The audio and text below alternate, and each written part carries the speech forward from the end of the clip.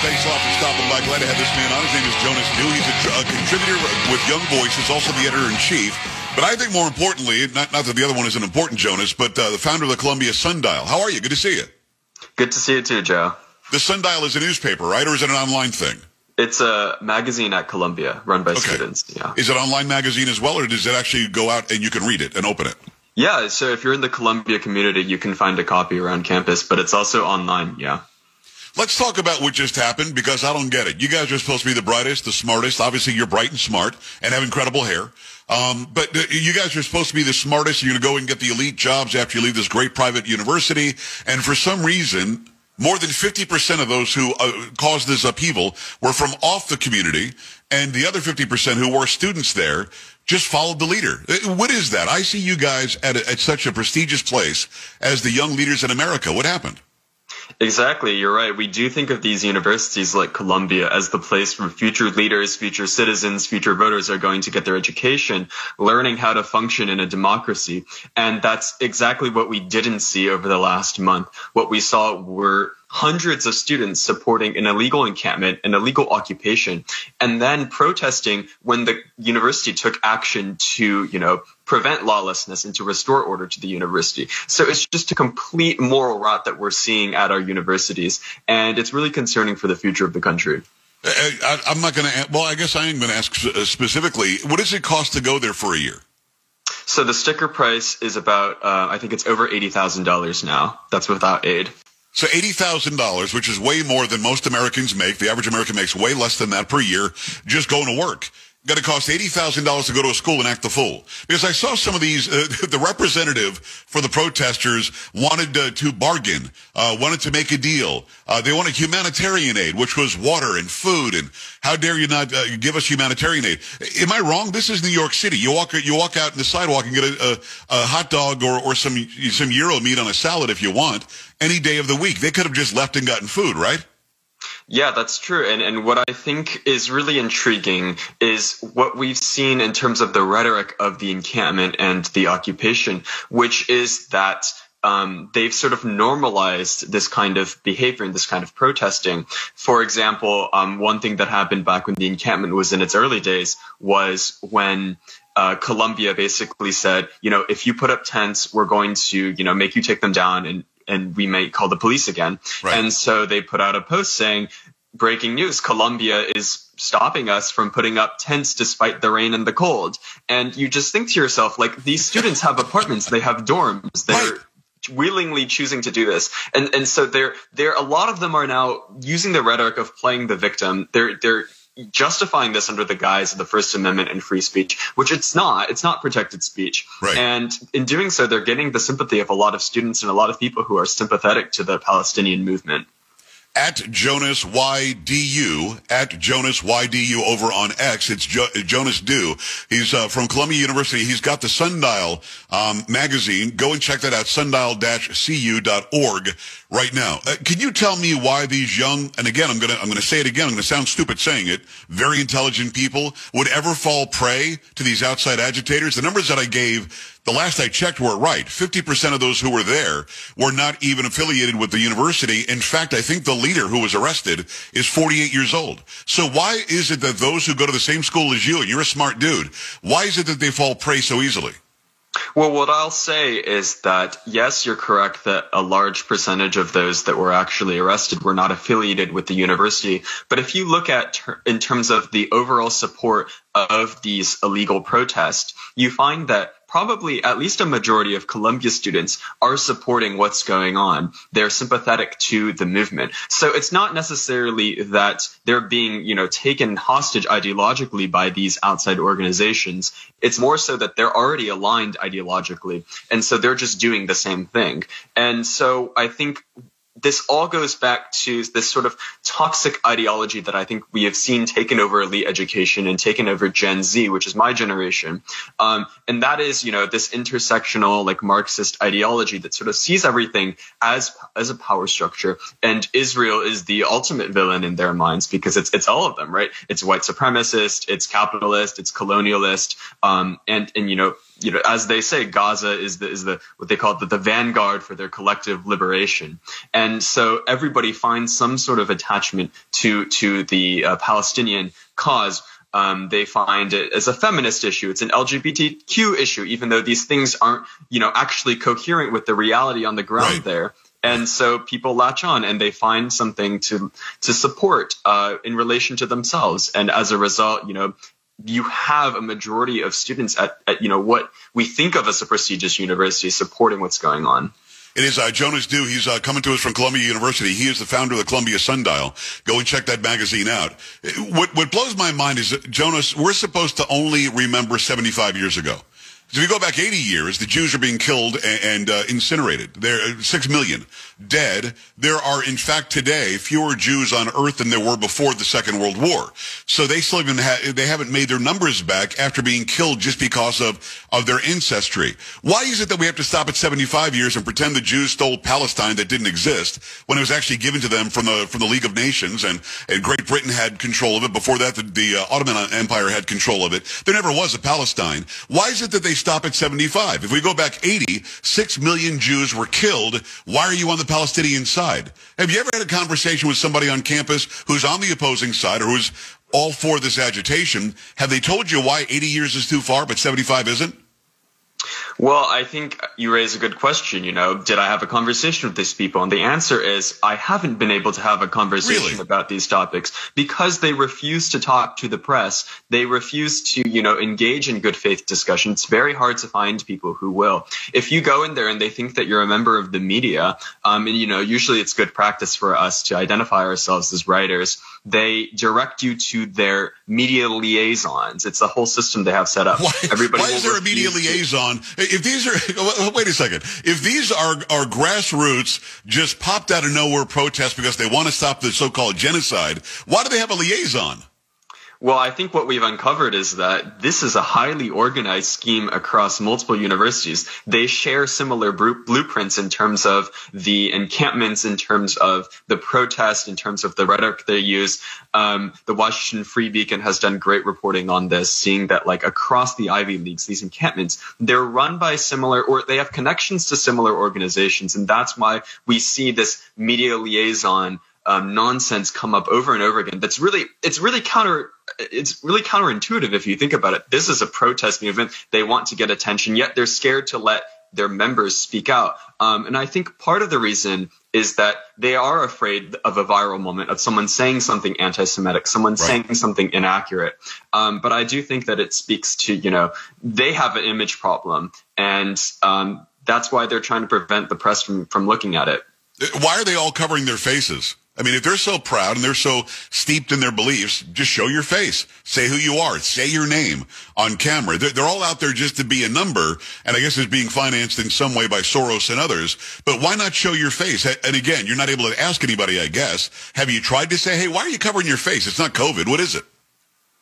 Yeah, well, I think that's a really great point. And the argument that they would make is that they are being targeted by the university unfairly. They're going to be disciplined and suspended and whatnot for because they're breaking the rules. Right, well, they're breaking the rules, of course. Yeah. But even before they were breaking the rules, the masks were a common scene. I would say even across these mass protests that would happen, these unauthorized protests, but they were hundreds of students. So it's not like the university was going to discipline each and every one of them. Right. But they do make the argument about doxing, about suspension from the university. But I also do think that for some of them, we have seen that it allows them to get away with certain kinds of vile rhetoric. For instance, there was the famous picture, as many of your viewers may have seen, of the girl holding up the sign that says Al-Qassam's next targets. And Al-Qassam is the military wing of Hamas. And that was a sign that was pointing to a group of Jewish Israeli protesters. And she was wearing a mask. And to this day, we don't know for sure who it is. I'm not saying that all of these people that are saying these things are necessarily Columbia students. I think some of them are. But, because of the mask, it's a level of anonymity, and it allows them to get away with things like this. It is Jonas Do. Go and follow him on X. It's at JonasYDU. At JonasYDU. And go check out the Sundial. It is sundial-cu.org. What always jumps out at me, and you mentioned intersectionality earlier, is that anybody who is gay or is trans or is in that community at all thinks that they're intersectional with somebody who is supporting Islam or radical, Muslims. And here's what I mean. Take that sign, Gays for Palestine, and go stand in Gaza with that. Let's see what happens. Go in Gaza and say, I believe in feminism and that women are equal to men. Go and do that. They have every ability. Gaza exists. You can go there. Go to the West Bank and do that. Go to Iran and do that. So the question has to be, are they so completely stupid that they don't realize that there is no intersectionality with Hamas and the gay community? Or do they really do they know that there isn't any connection, but they're saying it anyway to try to get other gays to support them? Or are they just completely dumb and have no clue that they would die off of a building should they go to a theocracy like that? Well, I think the ideology is infectious, this intersectionality that we speak of. And I think that what we see going on with these incoherent chants of, lesbians for liberation, transgenders for Palestine, things like that, it doesn't really matter to them what the reality is on the ground in Gaza or the West Bank in terms of how they treat people of minority status there. What matters for them is the overall ideology of, the West is bad, Israel is bad, and we need to liberate ourselves from colonialism first before we talk about, gay liberation or women's rights or things like that, which I think is a completely wrong way to go about it. I think people should support nations who, embody their values, who support, what they believe in. And I don't think that, Hamas is anywhere near that. So to them, it's a complete distortion of how modern politics works, of how, what actually is the reality on the ground. So to them, they sort of brush away the reality on the ground of how they treat women and how they treat sexual minorities. And instead they focus only on what they call the genocide that Israel is doing, or the colonialist entity, the Zionist entity. That's the most important to them. Well, I saw something on social media where some guy is holding up a sign and talking about how gay he is, and he said he would literally go and let Hamas kill him for the cause. I'm like, what? What are you talking about? So I guess the question, and it doesn't really matter which one it is, they're being idiots anyway, but do you think they know and they're pretending not to know, or they don't know and they're just that ignorant? I think they know, but they choose to ignore and justify with their ideology, their anti-Zionist ideology. And the reason is that at the end of the day, these are Columbia students. You have to be, knowledgeable at the world in a certain way to get a place at this university at the very least. I mean, there's questions about, how is the admission systems working given, all of these protests that we've seen. But at the end of the day, they would be remiss not to understand the reality on the ground. And I think that they do understand that this is not a great environment for gay people or for women or for other minorities. Of course not. And it's not a good environment for anybody who's not Muslim, to be honest. I mean, you can't really be Christian and be in Gaza. You definitely can't be Jewish and be in Gaza. So I think you're probably right. There's these smart people that are playing to a crowd that isn't as smart, and they know that they'll gather a bigger crowd. It's Jonas Do. Go follow him over on X at JonasYDU right now. When the House Speaker showed up, Mike Johnson, was that a good thing or a bad thing in your opinion? Well, I think it was a pretty neutral thing, to be honest. I was right there with him on the steps listening to his speech, and I was probably about 10 feet from him, but I could not hear a word that he was saying because Columbia students had gathered around and started shouting him down, right? And people weren't there to listen to him. They were there to protest him. And I don't think Mike Johnson was there to speak to the students either. I think he was there to give a press conference and to make a political statement. Gotcha. So I don't really think it made a difference either way. I think it was a powerful signal to see the House Speaker come onto campus and say, we're not going to stand for this. This is against what America stands for. This is, against what Ivy League universities should be. So I think that was a positive aspect to get that kind of a message from, the third most powerful person in the Western world. But other than that, I would say that it was, it was pretty neutral in terms of the effect it had. Jonas Du, he's a contributor, Young Voices, also editor-in-chief. He's the founder of the Columbia Sundial. Go to sundial-cu.org. Are the protests completely done? Are they over? All the encampments gone? The tents, all that? Right. So the encampments were cleared when the NYPD came in to clear Hamilton Hall. Right. And the NYPD has been on campus since then. So we haven't seen a revival of the encampment at all. Also, exams have ended and graduation is ongoing right now. So people are leaving New York. They're leaving Morningside Heights. So we have seen a de-escalation just because of the timing of all of this. But I've talked to several professors who do believe that things are going to flare up again in the fall. It's going to get much worse. The encampments may or may not come back. But the war is probably still going to be going on. And we have to see what the response from the students at Columbia is. As a journalist, as a young guy who's out there getting it done, and I like your work a lot. What are your thoughts in watching it and examining it of Joe Biden trying to play both sides?